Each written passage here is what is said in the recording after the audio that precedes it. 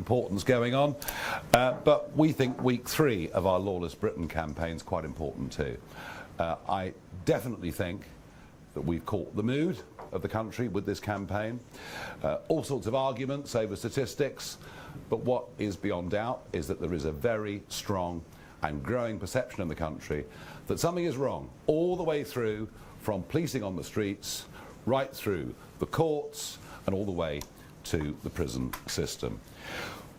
For us, one of the good things has been the number of new people that we've managed to attract to the campaign, a couple of whom will be joining us, or are joining us today. There is certainly rising public anger out there in the country. As you can see, the number of protests that are taking place outside migrant hotels up and down the country is indeed evidence of that. And increasingly, the migrant hotel issue has moved really from one of fairness, why on earth are people being given all these things, to very much about the safety of women and children. For all the government's talk about protecting children, which they claim is the sole purpose of the Online Safety Act, our criticisms of that and the impositions on free speech that have been imposed just in the first week of its operation have led to them sinking to the depths. I would suggest that comparisons that somehow we're siding with Jimmy Savile were wholly inappropriate at every way. But what we will today be talking about is a cover-up. A cover-up that in many ways is reminiscent of what happened after the Southport killings last year. I will say to all broadcasters when we get to this segment of today's press conference, nothing we say will in any way be in contempt of court. And indeed, to quote Jonathan Hall KC, who was the independent reviewer of terrorism legislation, he said in the wake of Southport that we should spell out the basic and sober facts. And that's exactly what we will do today. But before we get to that segment, I want to introduce you to some people that have joined us and are joining our campaign. Rupert Matthews is the Police and Crime Commissioner for Leicestershire. Formerly, he served in the European Parliament as a member there. He's twice been elected as a Conservative, but today he comes across to us as our first Police and Crime Commissioner. Rupert. Thank you. And welcome on board. Thank you. Well, morning everyone. Now, I've known Nigel off and on for several years, so I asked him what he wanted me to say to you all today. Great man that he is. He said, you can say anything you like, he said, so long as you tell them why you're joining Reform. So here goes. I joined the Conservative Party in 1984. That's over 40 years ago. I joined a Conservative Party that was putting Britain first, that put the British people first, and that championed freedom. The economic decline of the 1970s was overturned, the Falklands were liberated. But now our great country faces new challenges and new dangers. As Police and Crime Commissioner for Leicestershire and Rutland, I daily face the fight against crime. I see ordinary, hard-working people burgled, robbed and mugged. Shoplifting is getting out of control. Antisocial behaviour is turning too many of our town centres into an apocalyptic wasteland of lawless Britain. Now, I've got nothing but admiration for our police officers and PCSOs.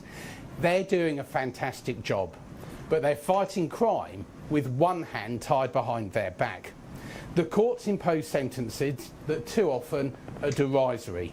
And Labour's early release scheme means that crooks are back out after serving a fraction of their time in prison. And that's all because our prisons are full. They're full of foreign criminals who should be deported the day they are convicted, not kept here at the expense of British taxpayers. It's no wonder that criminals do not fear the justice system, no wonder that the law-abiding have almost given up on reporting crimes. And our wonderful police officers are let down even by their own senior commanders. The National Police Chiefs Council recently sponsored the abomination that is the Police Race Action Plan. That concluded that people should be treated differently depending on which ethnic group they came from. That is a disgrace and the very epitome of two-tier policing. We need to cut the dark heart of wokeness out of our criminal justice system and allow the police and courts to get back to what they're supposed to be doing, which is keeping our communities safe. But it's not just crime and policing where the old regime is betraying the British people. Immigration, free speech, net zero, the Mauritius deal, a government facing bankruptcy, all of this foisted on the British people without their consent by woke tyrants convinced that they know best for the rest of us. Governments of all parties have played their role in the decline of Britain. It's almost as if they've looked at countries like Lebanon and Libya, the policies that have led to them becoming failed states, and thought, that looks good, let's try that here in Britain. Now, Kemi Badenoch's recent shadow cabinet reshuffle was her chance to set the Conservative Party course for the future, to put together a dynamic team to make the changes that this country needs. Instead, she brought back a man who can't even commit to leaving the European Court of Human Rights. Her reshuffle reminded me of nothing so much as when Edward Heath turned his back on Selsdon Man, a cowardly capitulation to establishment orthodoxies that led Britain to disaster. But there is a choice. There's a better choice, and he sat right over there. Now, I was in the European Parliament with Nigel. I saw the daily abuse, sneering and contempt that was heaped on him by the great and the good. But Nigel didn't cave in. He had a vision of Britain free of the European Union, and against all the odds, he achieved that.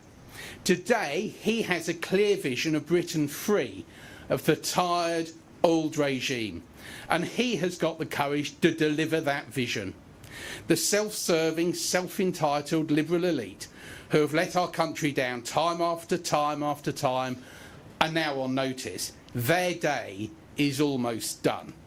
Be they Conservative or Labour governments, everyone knows our politicians have failed us all. They have let this country down. They have let the British people down. Enough. Now it is time for reform. Thank you. Richard, thank you. Thank you, thank you, thank you, thank you. And I did say he was Police and Crime Commissioner for Leicestershire.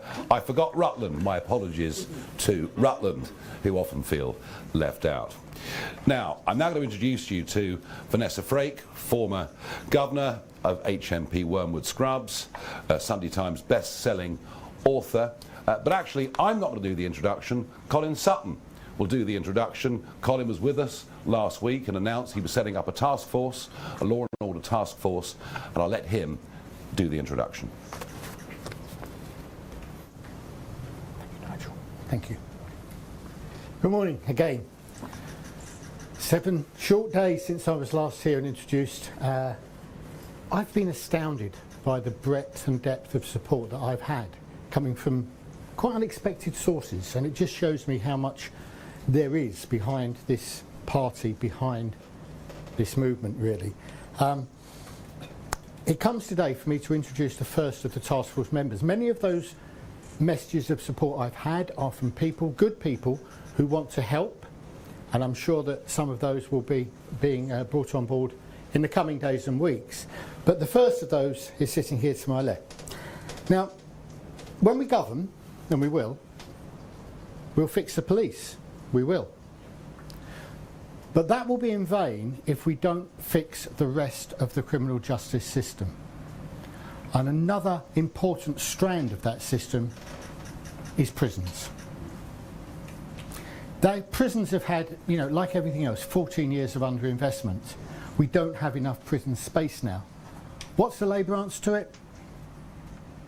Let's let thieves and robbers and domestic abusers out after they've served 30% or 40% or 20%, whatever percentage it is this week of their sentence, to create space. That will not be the reform way. We can make a start by making sure that the 10,000 plus foreign criminals who are clogging our prisons are deported. And what about the ECHR, you say? That noise you hear is human rights lawyers thumbing through Bentley catalogues. They're going to have to take up shipping or wills and trusts because the ECHR will be no more. That is our policy, and that won't get in the way of making this space with these people. Vanessa, welcome. Thank you.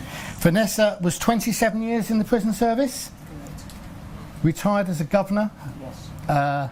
got an MBE for your services to the prison service, and more importantly has shared a stage with me on more than one occasion at true crime conferences and so forth. And I cannot say how delighted I am. Vanessa gives us not only the experience of her time in the prison service, but as Nigel said, she's an author, she has a great knowledge of criminology, of crime, how crime works, and I'm sure that her contribution to the task force will be brilliant, and we'll have some fun doing it as well, like we always do, Vanessa, won't we? Thank you. We're going to show a video now.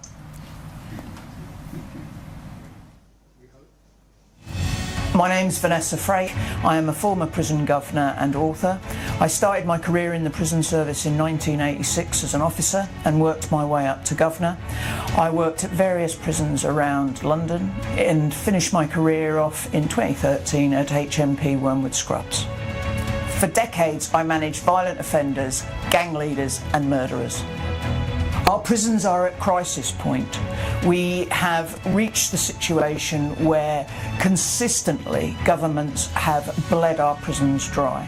If you are soft on crime, what happens is those prisoners are released into our communities and our communities bear the brunt of criminality. Consistently, successive governments from Labour and the Tories have failed our prison system. They have failed to invest.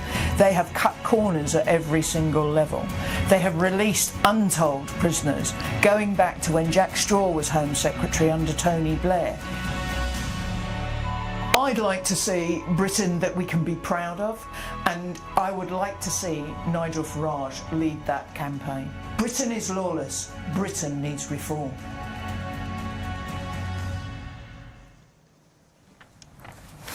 Good morning, everybody. As the video says, my name is Vanessa Frake. I am a retired prison governor. I was the governor of HMP Wormwood Scrubs for 4 years, and I served in the prison service for 27 years. I'm here today to announce that I am officially joining Reform UK and will work with Colin Sutton and others on Reforms UK's Law and Order Task Force. I'm not a traditional politician. I've never been a member of any political party. I've actually had a real job working within our prison service, ensuring criminals are locked up, the public are kept safe, and prison officers are protected. When I started at Wormwood Scrubs, I was assigned the task of cleaning up D-Wing. D-Wing was the lifer wing. It was the worst of the worst, where the lifers spent their time. It was dirty, run down, and had major drug issues. My attitude to the task was assertive and no nonsense. That's the approach that I will take for my role within Reform UK. In 1986, I joined the prison service. I was proud of my job, and I was proud of my service, and I still am.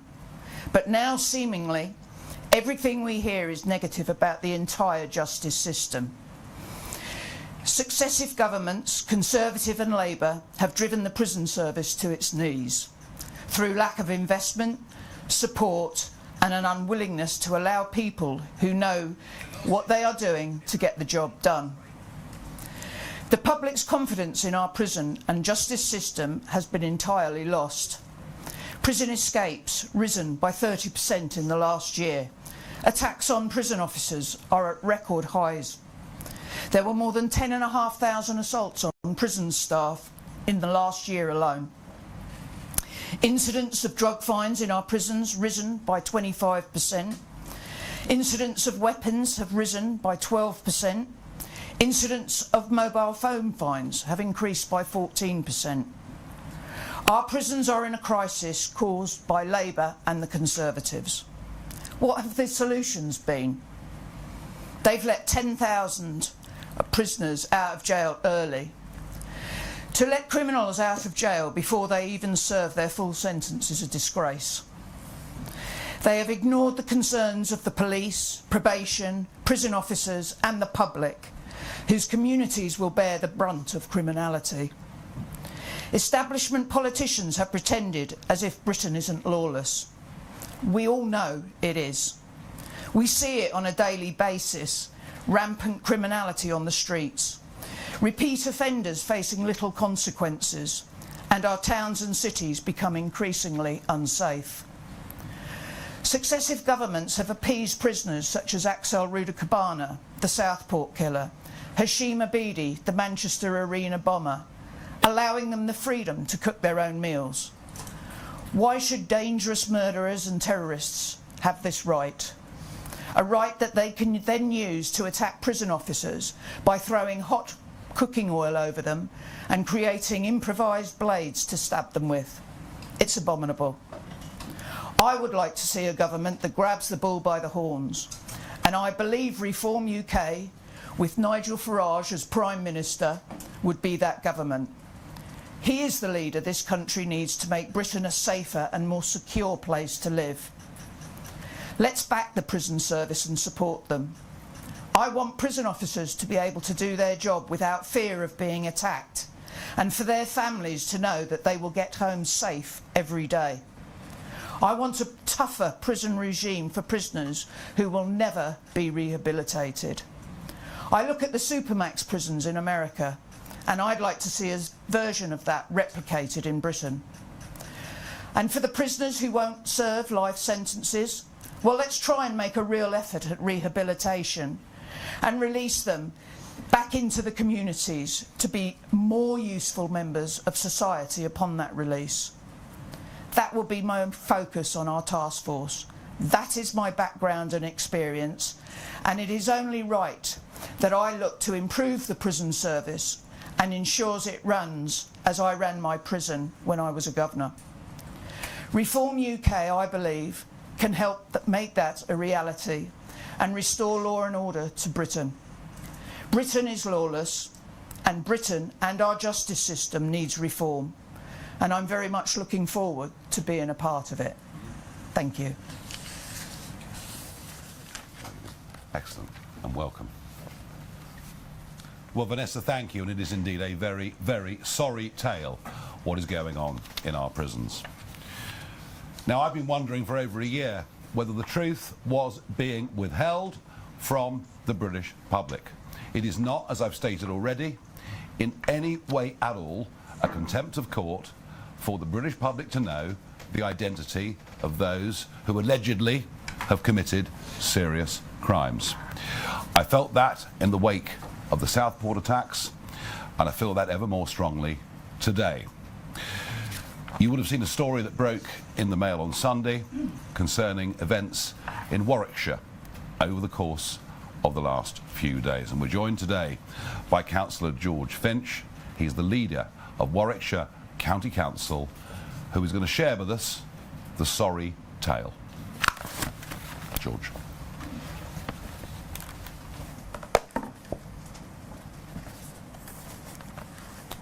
Good morning all. This is a story that shocked us all.